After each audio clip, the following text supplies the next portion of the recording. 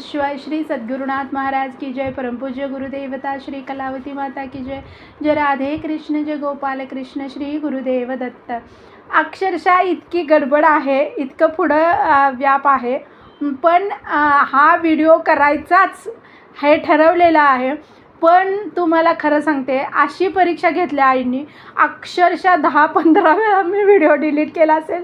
आणि आई काय व्हिडिओ होऊ देत नाही आहेत आणि मी सारखी काय केल्याशिवाय सोडत नाही आहे. आता तरी होतं आहे का नाही मला माहीत नाही, पण आई म्हणतात ना की म्हणजे काहीतरी तू करायला लागलेस चांगलं, तर बघूया तू शेवटपर्यंत करतेस का मधनंच सोडून देतेस, असं आईंचं आहे. आणि तसंच काहीतरी करायला लागलेत. पण ना मी तुम्हाला खरं सांगते, अक्षरशः मला आत्ता असं वाटायला लागलेलं, राहू दे बाबा, आई काही करून घेत नाहीत, आपण राहू दे. पण म्हटलं नाही आणि करायचंच. तर व्हिडिओ शेवटपर्यंत बघा, अनुभव खूप सुंदर आहे आणि म्हणून मला हा शेअरच करायचा आहे. पण ना मी जेवढं जास्त हे करायला लागले ना की शेअर करायचंच, आजच करायचं, आजच गुरुवार आहे ना, आजच करायचं. पण ना तेवढ्याच म्हणजे खूप व्हिडिओ हे व्हायला लागला आणि डिलीट व्हायला लागले. डिलीट करावंच, खूप जास्त मी व्हिडिओ मोठा बनवायला लागला आणि परत डिलीट करायला लागले. नाही, हे नाही बाबा बरोबर झालं, असं व्हायला लागलेलं आहे. म्हणजे खूप जास्त सांगायचं आहे पण शब्द कमी पडायला आहेत. आता पण तसं होतं आहे का काय, मला असं वाटायला लागलं आहे. तर हा जो अनुभव आहे तो 37 वर्षापूर्वीची गोष्ट आहे ही. मालाडला आपण मामलेदार माऊसकर हे नाव चरित्रामधून ऐकलेलं आहे, वाचलेलं आहे. तर सोमवार बाजार मालाडला भरायचा, तिथं हरिनाम सप्ताह असायचा आणि त्या हरिनाम सप्ताहामध्ये अनुभव कथन मामलेदार माऊसकर काकांनी केलेलं होतं.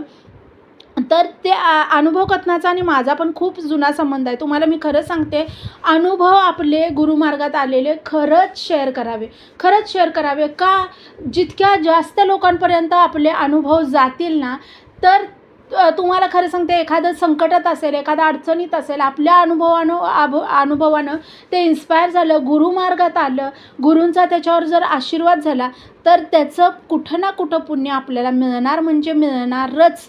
का तर आपण कुठंतरी एक थोडंसं आपण म्हणतो ना, ते काय असते, मला आता तो शब्द आठवेना, राहू दे. तर थोडासा आपण हिस्सा होतो आहे. प्रभू रामचंद्रांचं ते काय सेतू का काय, सेतूबंधनाच्या वेळेला कुणी मला काय आठवेना, राहू दे, नाहीतर हा पण व्हिडिओ डिलीट करायचा वेळेल.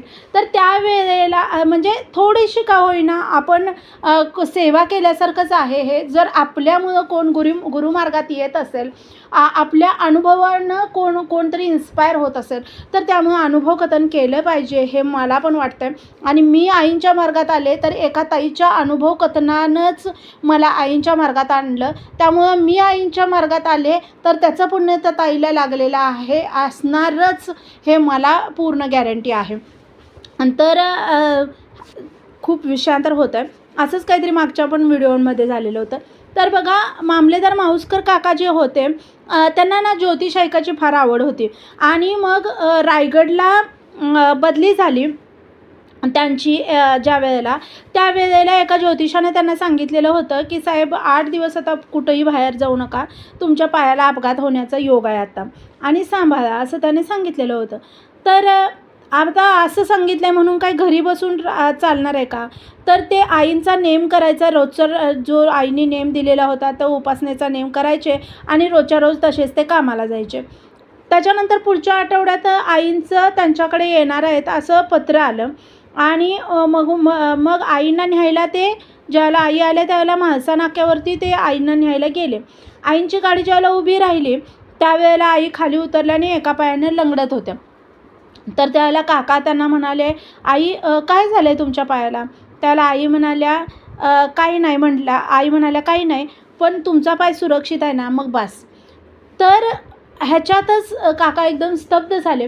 म्हणजे त्यांनी ओळखलं की आपल्यावर जे संकट येणार होतं ते आपल्या माऊलींनी, मी उपासना इकडं करतो आहे आणि आपल्या माऊलीनं ते संकट स्वतःवर ओढवून घेतलेलं आहे. तर अशा बऱ्याच गोष्टी, असे बरेच अनुभव क्षणाक्षणाला आपल्यालासुद्धा येत असतात. काही काही अनुभव असे असतात ना की म्हणजे अंगावर काटे आणणारे. माझ्या तर आयुष्यात इतके अनुभव आलेले आहेत, इतके अनुभव आलेले आहेत. मी बऱ्याच वेळेला शेअर पण केलेले आहेत. बरेच अनुभव शेअर करायला असंच होतं आहे, हां हे नंतर सांगू, ते नंतर सांगू, आणि ते नंतर परत लक्षातून जाते. पण ज्या वेळेला मला अनुभव काहीतरी मागच्या आठवतात ना, तर त्यावेळेला मी शेअर करते. तुम्हाला मी खरं सांगते, मी आईंच्या मार्गात आले तर अनुभव कथन त्या ताई करत होत्या आणि मी असंच सप्ताह चालू होता. खूप गर्दी झालेली आणि मी पण मग गेलेले.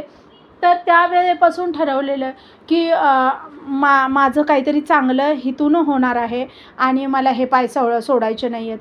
आणि मी आईंच्या मार्गात गेले असं नाही, आईंनी मला जवळ बोलवून घेतलं.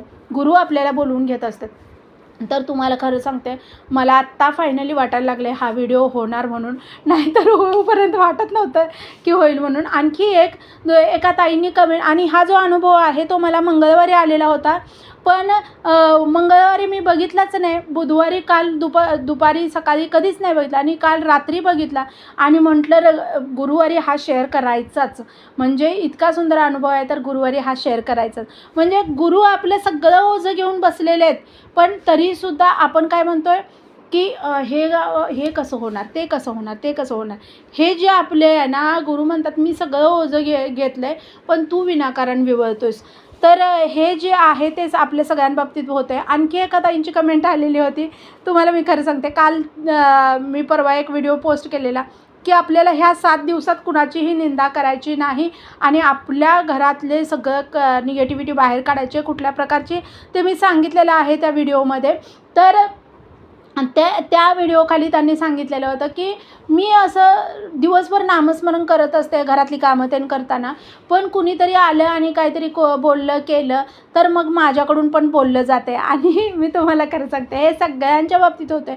पण म्हणून हे एकच गोष्ट आहे की त्याच्यावर तोडगा म्हणजे जास्तीत जास्त नामस्मरण. जेवढं जास्त आपण नामस्मरणात स्वतःला गुंतवू ना, ह्या गोष्टींपासून आपण लांब लांब आपसूक होत जातो. मी स्वतःचा अनुभव आहे. मला 1 दिवस नव्हे 10 दिवस एकटीला कुणी असंच एका घरात बसवलं तरी मला कुणाची गरज लागणार नाही. इथपर्यंत मी तुम्हाला खरं सांगते, ही गोष्ट अगदी सत्य आहे. इथपर्यंत एकांताचं सुख आईने मला दिलेलं आहे. म्हणजे मी 1 दिवस नाही, 2 दिवस नाही, तब्बल 10-15 दिवससुद्धा एकटी मस्त राहू शकता. हा जो एकांत आहे ना, त्या एकांतात कसं सुख घ्यायचं ते आपल्याला गुरु शिकवत असतात आणि ते नामस्मरणानं साध्य होतं आहे. हा माझा स्वतःचा अनुभव आहे. तुम्हाला मी खरं सांगते, माणसं एकटं राहायला घाबरतात, एकटं जीवन जगायला घाबरतात, एकटं राहायला घाबरतात. 1 दिवस एकटं राहायचं म्हटलं तर माणसांना करमत नाही. तर मला आश्चर्य वाटतं ह्या गोष्टींचं. कारण का तर मी तुम्हाला ही अतिशयोक्ती नाही आहे. आईंनी खूप म्हणजे एकटं राहायला आणि त्या एकटेपणात खूप सुंदर जगायला हे आईंनी शिकवलं. खूप गोष्टी आहेत आपल्या आयुष्यात. काय ह्याच्याजवळ बसायचं, त्याची निंदा, ह्याची निंदा, ते काहीसुद्धा नाही आहे. आपण नंतर थोड्या दिवसांनी, थोडे वर्ष गेलं, आपलं वय व्हायला लागलं की तुम्हाला जाणवायला लागेल की आपण किती मूर्ख होतो, किती आपण वाया घालवले. पण जर तुम्ही जास्तीत जास्त नामस्मरणात वेळ घालवला ना, तर तुम्हाला खरं सांगेन, पुढचा जो गुढीपाडवा आहे तुम्ही खरं बघा, हे वर्षभर ठरवून ठेवा की कुणाची निंदा करायची नाही.